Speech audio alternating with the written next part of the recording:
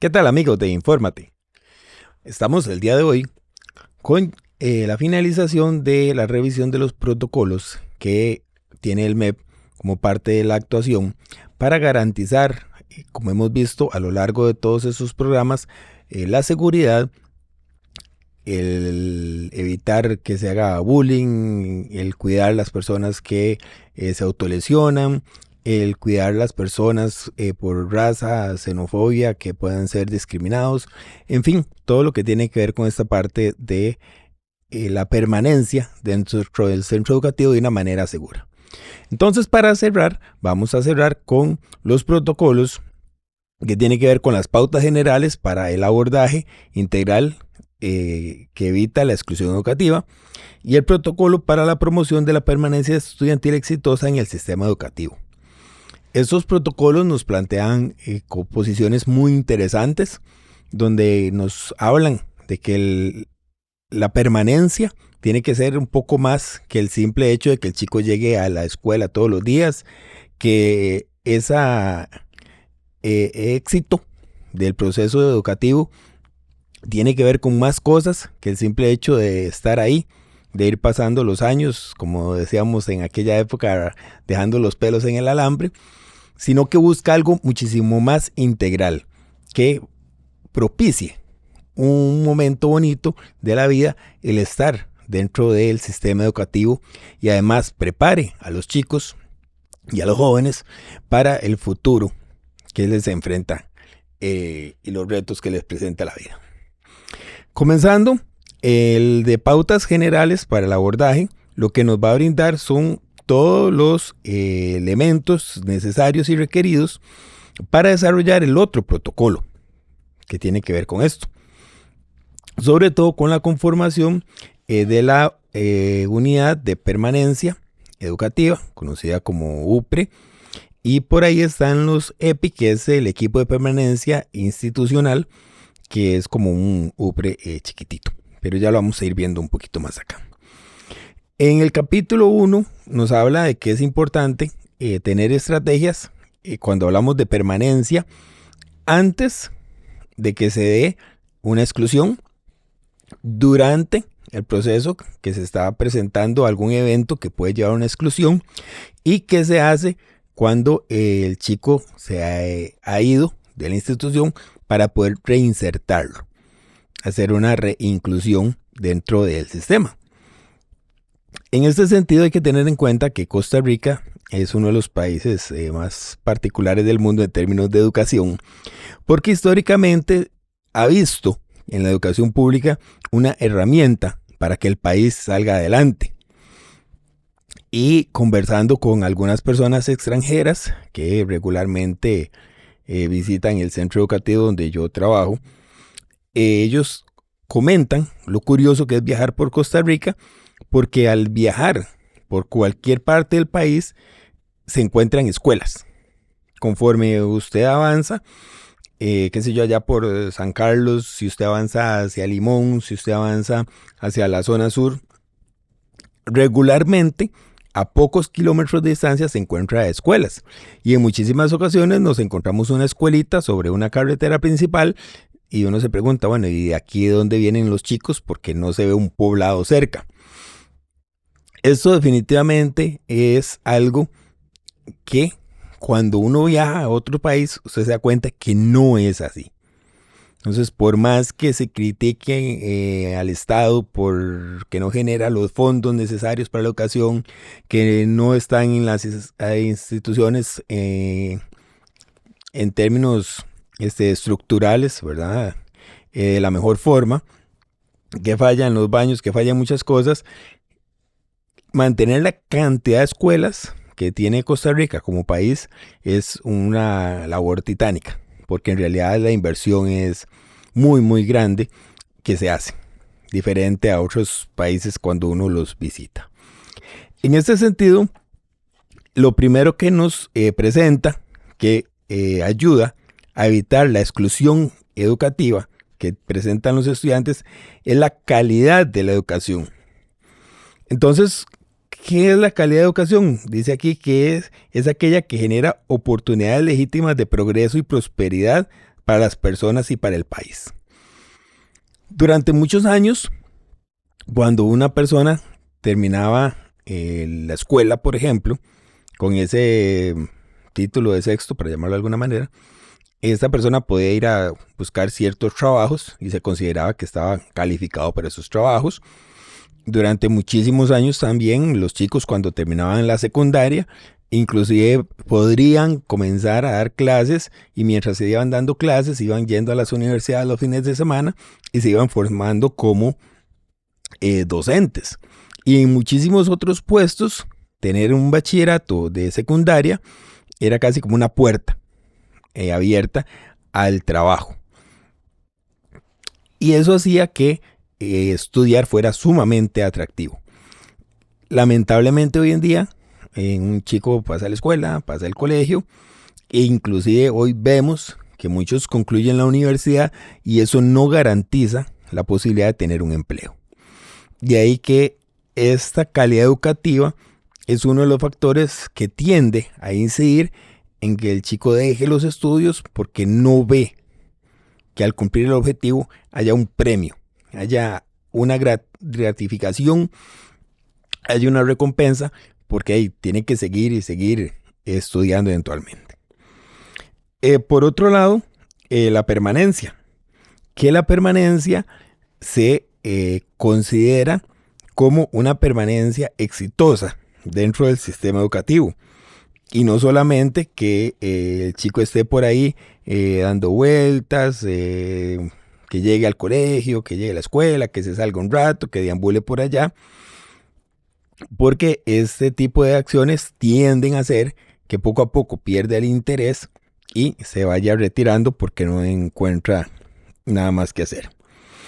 Y de la deserción educativa, este asunto durante muchos años fue algo muy particular, por llamarlo de alguna manera, porque era como la decisión del chico que decía, ya no vuelvo, y ya no volvía, y se iba a trabajar en construcción y en agricultura, qué sé yo. No teníamos los famosos ninis de hoy, ¿verdad? Los que ni estudian ni trabajan. Y era una decisión como digamos que había una voluntad expresa del chico. Ante esto, la persona simplemente desertó, mándelo a trabajar, ¿verdad? Ya hoy en día esta situación, como estamos viendo, de que no hay una opción laboral, ni siquiera terminando la secundaria, entonces esta deserción sí comienza a representar un problema para la sociedad, y por ende ya el tema se comienza a tratar desde otra perspectiva, porque aquí hay un problema que tiene que ver con aspectos familiares, académicos, el entorno educativo, sociales, económicos, entre otros, que son muchísimas veces las barreras con las que se encuentra un muchacho que hace que decida irse. Bueno, están las barreras de las políticas educativas, cuando no hay una oferta más abierta, una oferta para las necesidades de él, barreras socioculturales en las que nos encontramos situaciones que por la sociedad o la cultura donde el chico vive recibe una educación como de más baja calidad. Obviamente está la barrera de presupuesto y finanzas, que es lo que estábamos hablando hace un rato, que es un gran reto para los gobiernos en Costa Rica, dar mantenimiento a esa gran cantidad de instituciones educativas que tenemos, y hay que dejarse cosas, pero en algunos por ahí reels que vemos de chicos de colegios quejándose, muchos se quejan de los baños, se quejan de la limpieza, se quejan de que los techos se están cayendo, y definitivamente no es bonito llegar a un lugar de estos. Yo recuerdo que una de las políticas que tuvimos durante muchos años en un lugar que yo trabajé era que la escuela tenía que ser más bonita que la casa donde él vivía, para que él sintiera deseos de llegar por lo menos a un lugar donde hubiera un ambiente, hubiera una zona verde, zacatito, hubiera un espacio para que él se moviera, y no aquel precario de latas, de piso de tierra, en el cual no se sentía bien. Entonces, que la escuela fuera un lugar atractivo, por lo menos para llegar a pasar el rato. Creo que es algo de lo que tenemos que tener muy en cuenta cuando nosotros planteamos el desarrollo de una institución, el mantenimiento, el tenerla bonita. Y esto en infraestructura, a veces las instituciones simplemente crecen de una manera desordenada y cuando nos damos cuenta son bloques de cemento oscuros, sin ventilación, sin iluminación, y esto no ayuda en nada, no dan ganas de asistir. Están las barreras económicas. En las barreras económicas se dan múltiples situaciones. Recuerdo una anécdota que me comentaba una vez un señor, que un chico, ¿verdad? La mamá lo manda al colegio por falta de dinero, él le dio una bolsa plástica de supermercado para que jalara los útiles. Al chico le da vergüenza, entonces comienza a irse, salir de la casa, no entraba al colegio. Y cuando la madre se da cuenta, ya el chico es un desertor, nunca fue al colegio. En las instituciones educativas de secundaria, a veces esto de la deserción no se maneja de la misma manera que en primaria, que hay un maternalismo ahí, curioso. Y cuando ya el chico desertó de la institución, a los años conversando, dice, es que a mí me da vergüenza llegar con una bolsa plástica. Entonces, la diferencia de él entre el éxito educativo y la deserción era un salveque, era un bulto. Y muchísimas veces nosotros los tenemos en las casas, muchísimas veces nosotros los tenemos ahí haciendo bulto, el bulto, ¿verdad? ¿Y qué cuesta llegar y decirle a la institución educativa, al colegio, mira, aquí está esto, ténganlo? Nosotros en la institución en la que yo trabajo vivimos de la renta, digo, no, de un hotel que nos apoya y nos genera algunas donaciones. Y muchas veces esos salveques, esos bultos, esos lápices, esas cartucheras, colaboran un montón. Motivan al chico a seguir asistiendo. El que tiene el bultito más feo se le da un bulto bonito, casi que nuevo, de una buena marca. Y eso hace que el chico quiera regresar a la institución. Entonces estas barreras económicas muchísimas veces todos como sociedad podríamos colaborar con reducir esto, porque son muchos los casos de chicos que les da pena por el uniforme que tienen, por los zapatos, que tienen una cartuchera fea.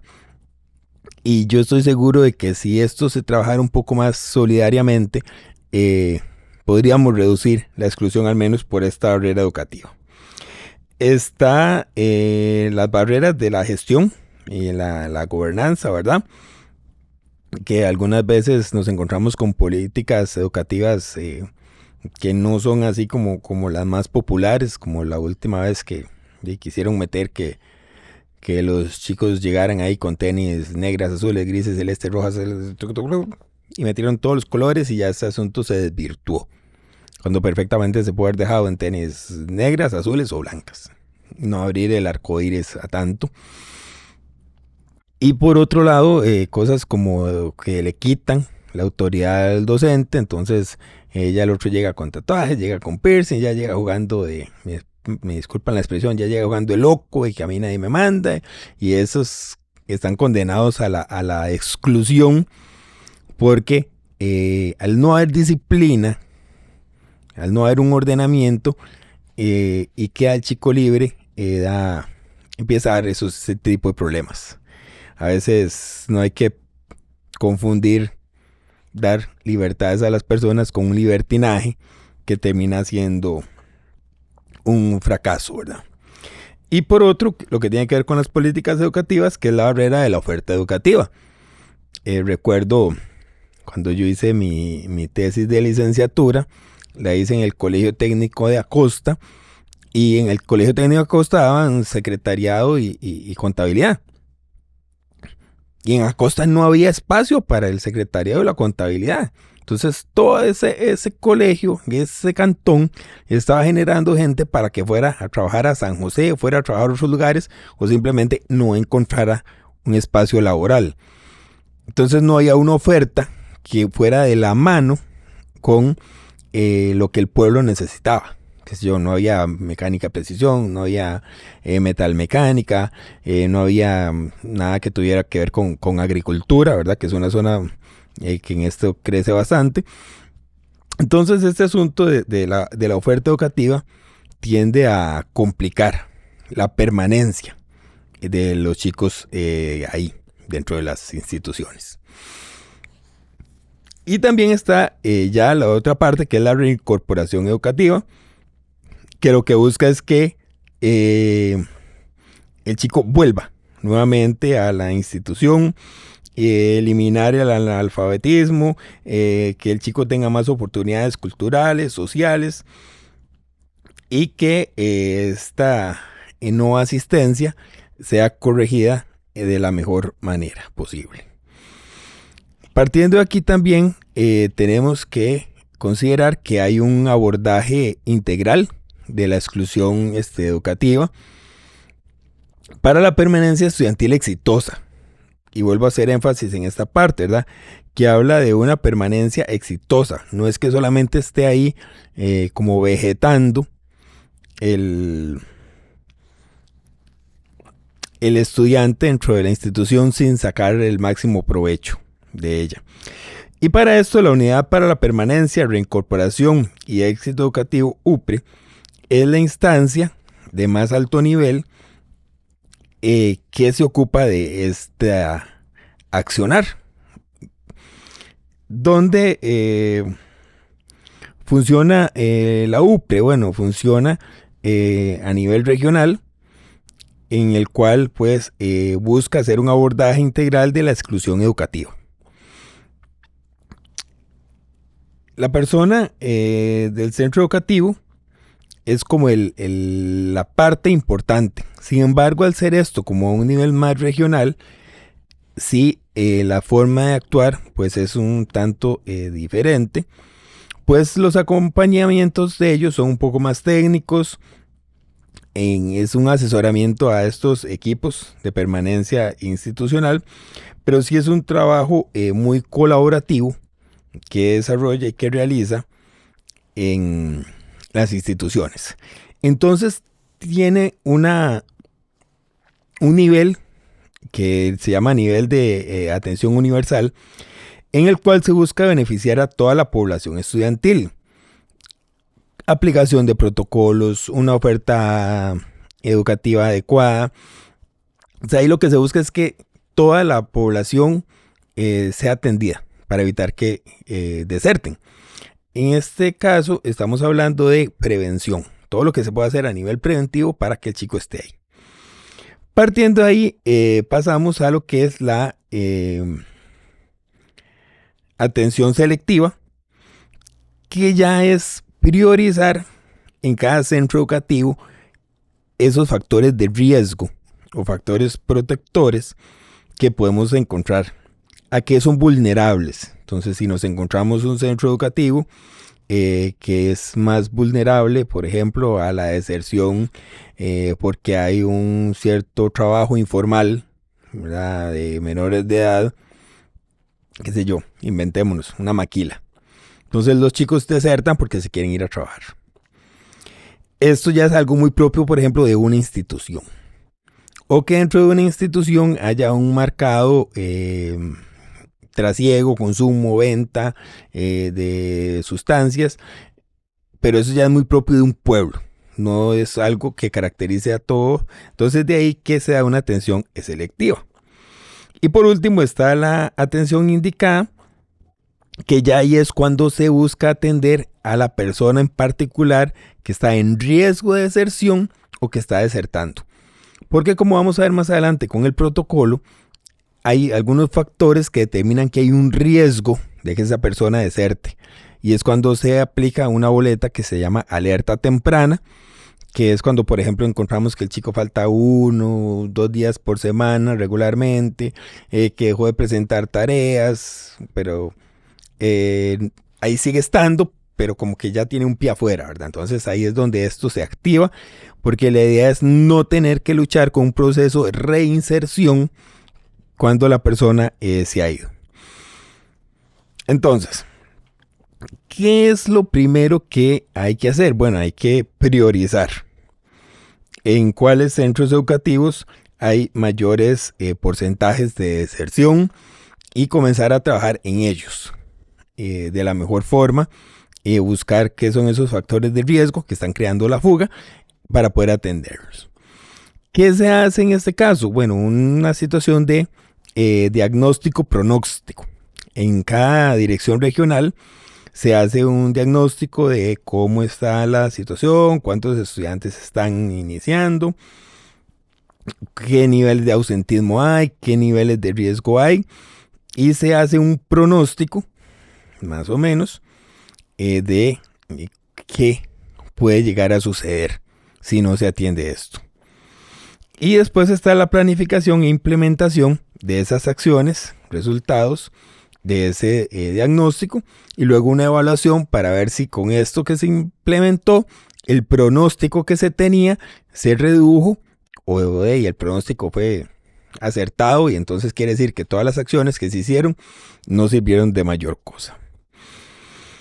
¿Quiénes hacen esto? Bueno, ahí, como vemos, es la UPRE y también los equipos de permanencia institucional. ¿Qué se sugiere para esto? Bueno, se sugiere un tipo de integrante, que personas que muestren una sensibilidad para acompañar y atender las necesidades. Es lamentable, pero sabemos que hay personas que a veces dicen, bueno, ojalá que este chiquito se vaya, ojalá que se lo trasladen porque es un problemático, insoportable, malcriado. Esa persona no la pongamos. No. Pues, busquemos otras personas que sean un poquito más sensibles a las situaciones de los estudiantes. Recuerdo una vez una persona que dijo por ahí, es que es un relajo porque aquí en todas las casas uno va a hacer visitas y tienen pantallas y equipos de sonido ahí entre las latas y todo el asunto, pero bueno, eso es una forma de contrarrestar la pobreza que en algún momento podríamos revisarla en otro programa. Pero ahí, el hecho de que una persona tenga un equipo de sonido, tenga una pantalla, no necesariamente implica que tenga dinero o que tenga un nivel intelectual, social, cultural, educativo, que permita ayudar a los hijos a permanecer dentro de la institución educativa. Tener conocimientos también que tengan que ver con qué acciones se pueden hacer para mantener la permanencia, incorporar a los chicos, que siempre esté dispuesto a brindar una respuesta oportuna a las situaciones que se presentan, porque esto se nos puede presentar en cualquier momento. Habilidades de diálogo y toma de decisiones, generar ideas creativas, innovadoras, porque recuerden que esto es mucho de cada centro, de cada pequeña microcultura que tiene el pueblo. Capacidad de liderazgo y que sea una persona proactiva cuando estemos atendiendo el conflicto, ¿verdad? Entonces, una vez que tenemos el equipo, se hacen los diagnósticos, se mapean las instituciones, se da seguimiento a los indicadores, fortalecer y desarrollar alianzas estratégicas, ¿verdad? Eso es importantísimo entre los pueblos. Y de ahí comenzar a revisar estas partes, socializar con toda la población educativa, socializar sobre todo con los profesores, que se presenta riesgos, observarlos para activar la alerta temprana.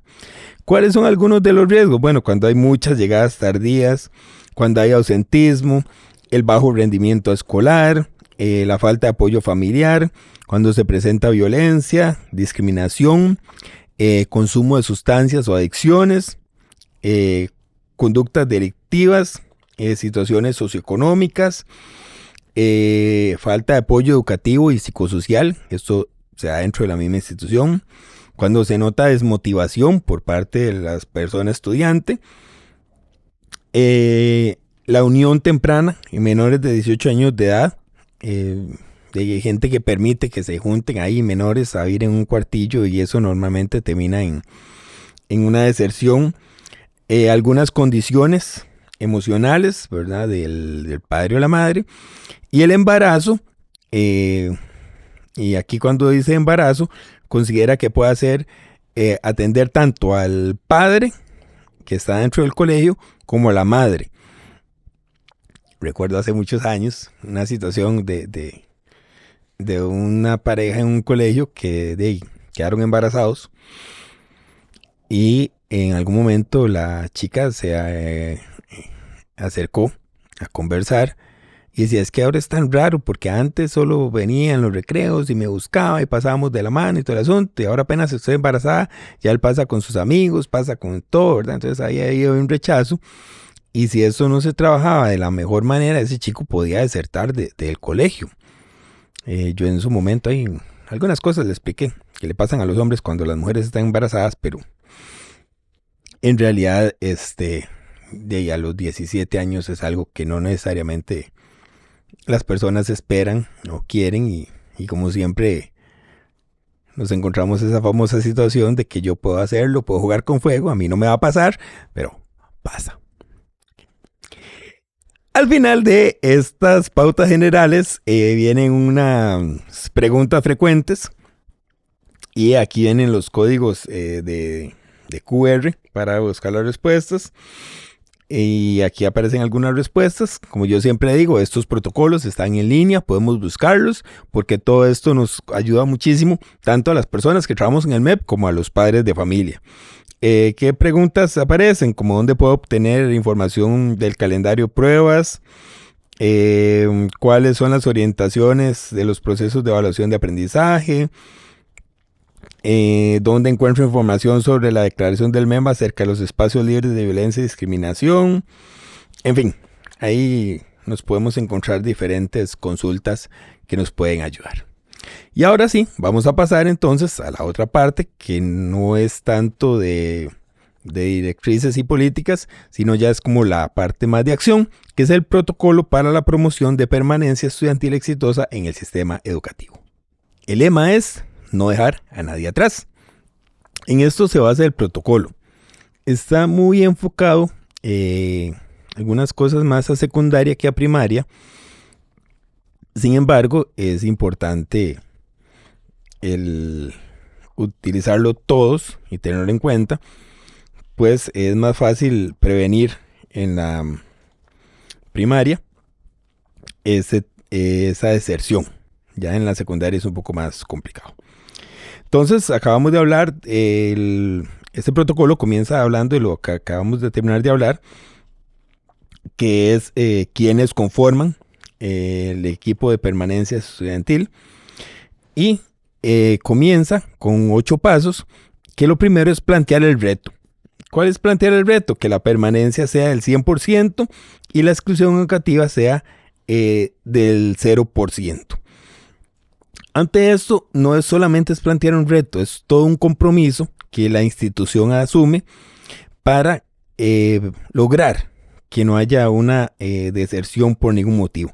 En algunas ocasiones, creo que no aparece por ahí, pero se nos complica a nosotros un poco, cuando estamos hablando de personas extranjeras que pasan entre su país de origen y que en muchísimas ocasiones se van por algunos motivos y deciden quedarse, no piden el traslado para continuar los estudios en el otro país y ni vuelven 6, 7 meses después, y estos de ahí lamentablemente engrosan el porcentaje de deserciones, pero es algo que es sumamente complicado, difícil de manejar, porque algunas veces uno sigue manteniendo contacto con el papá, mira, va a volver, ¿por qué no piden traslado? Y no sé qué, y a veces o cambian de teléfono o simplemente cortan la comunicación, y ahí quedó ese muchacho como un desertor. ¿Qué vamos a hacer en este caso? Promover una participación de todos los actores educativos. Hay que tomar en cuenta las familias, los docentes, los estudiantes, y promocionar este asunto y hablarlo. O sea, que existe la deserción, que se puede presentar, que podemos estar en riesgo y qué podemos hacer para poder evitarlo.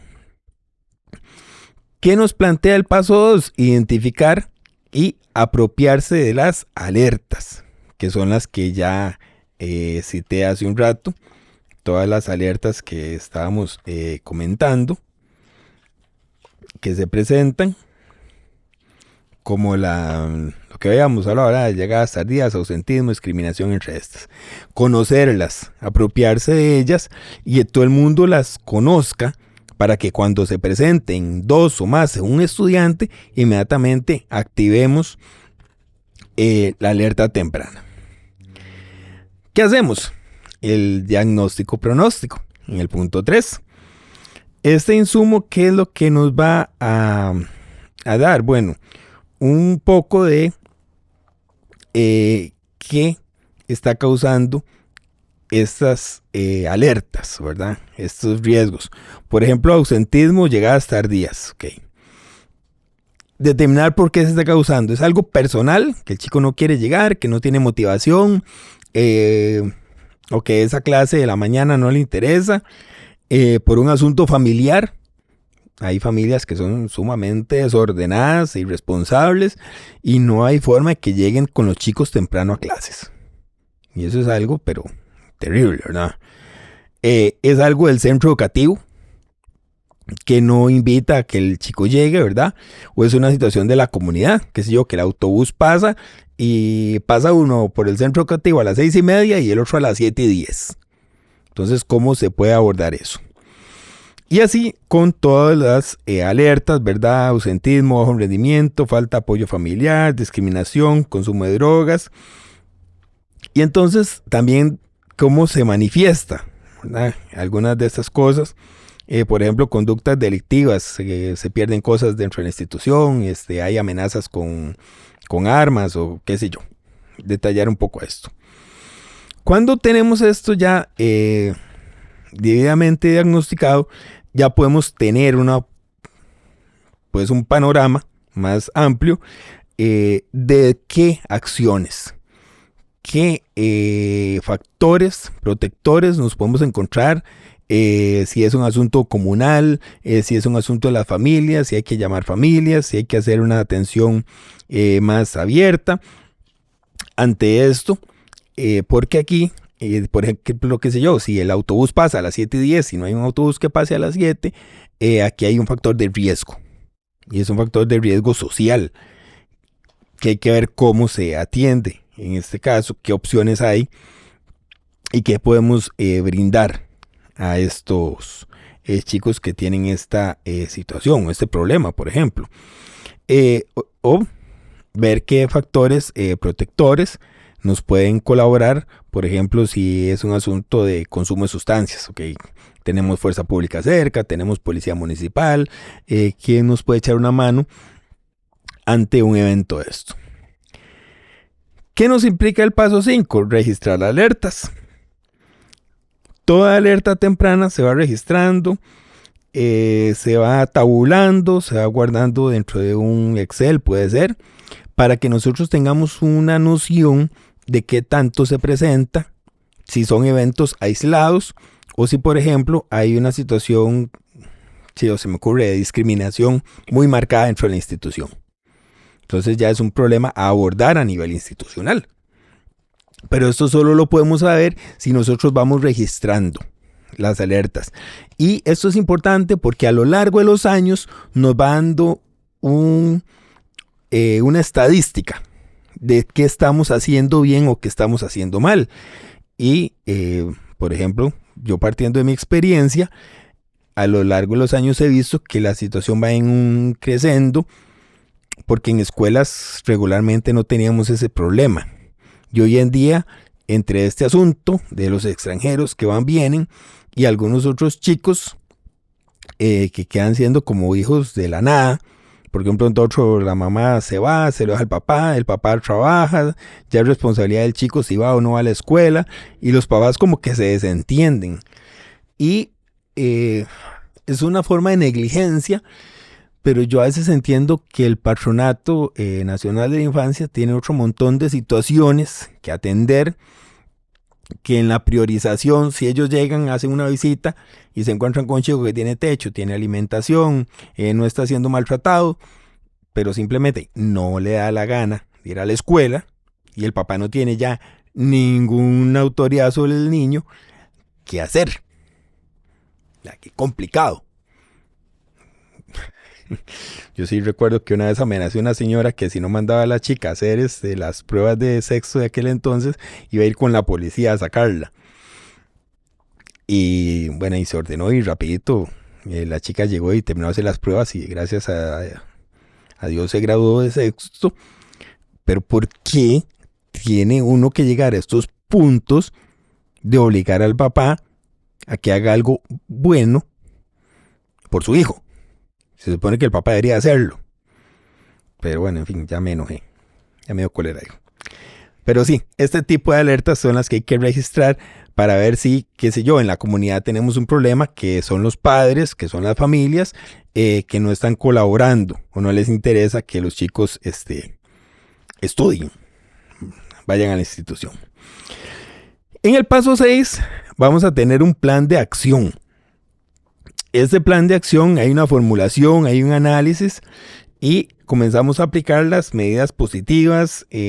Comenzamos con el diálogo, ¿verdad? Las conversaciones, como decíamos aquí, lo referíamos hace un rato, la atención indicada cuando es sobre una persona directamente que está faltando, o cuando es selectiva, que es una situación a nivel institucional o a nivel comunal que afecta a los chicos. O si eventualmente lo que tenemos es, como lo mencionaba hace un rato en el ejemplo del Colegio Técnico de Acosta, que tiene que ver ya con una situación que escapa a la comunidad, escapa a la institución y tiene que ver con autoridades, pues de moverlo a ese nivel de autoridades para buscar que se mejore esa situación. Entonces hablamos de diálogo, hablamos de participación de las familias, estamos pensando que ante ciertas situaciones hay que hacer denuncias. Por ejemplo, si estamos ante situaciones delictivas o si estamos que el chico no quiere ir porque está siendo abusado, está siendo golpeado y no quiere que lo vean moreteado en la escuela, pues hacer las denuncias y tratar de construir esos puentes entre las diferentes instituciones y los diferentes lugares. También de ahí partir con las referencias, si es necesario, y brindar el acompañamiento. Importante, ¿verdad? El hecho de que un chico haya presentado ausentismo y ya no lo presente, no implica que ya la situación mejoró.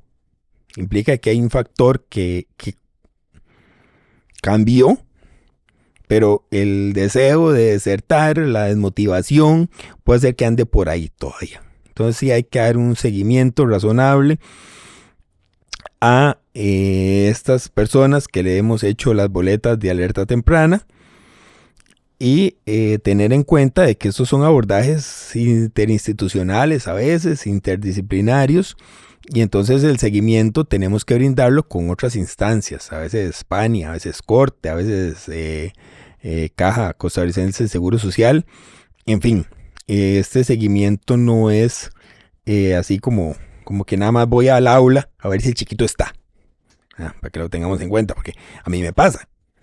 Yo llego y hablo con papás porque el chiquito está en ausentismo. El chico viene una semana y a la semana siguiente empieza igual a faltar. Entonces es una cosa complicada, ¿verdad? Pero en fin, estas cosas del ausentismo y todas estas situaciones a veces hacen que el chico esté dentro de la institución, pero no de una manera exitosa. Porque repite primer grado 2, 3 veces, repite séptimo 4 veces, entonces de ahí está, pero no es lo ideal que una persona esté dentro de la institución perdiendo los años, perdiendo cursos lectivos.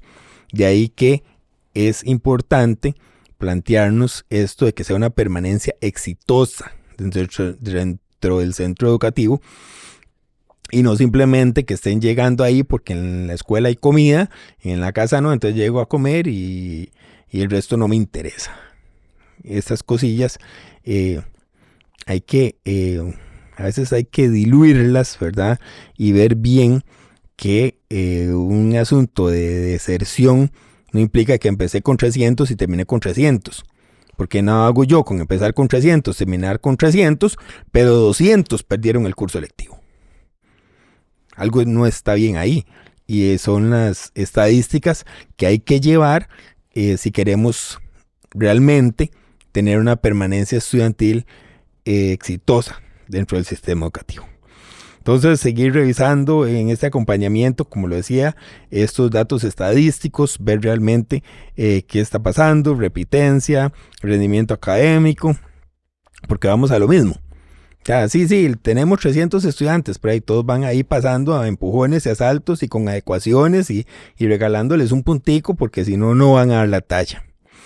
Así no estamos funcionando, porque tras de que tener el certificado de conclusión de estudios no garantiza un empleo, todavía si no tenemos un montón de habilidades ahí blandas, vamos mal. Y el punto 8, ya cerrando, se llama todos y todas a bordo. ¿Qué es lo que busca? Que todos nos subamos al bus de la educación, que todos nos apuntemos, y cuando hablamos de todos estamos hablando de familias, estamos hablando de instituciones, estamos hablando de estudiantes, para que se dé el éxito y lograr esa permanencia del 100% exitosa, así como suena, exitosa, no solamente de que estén y no se vayan.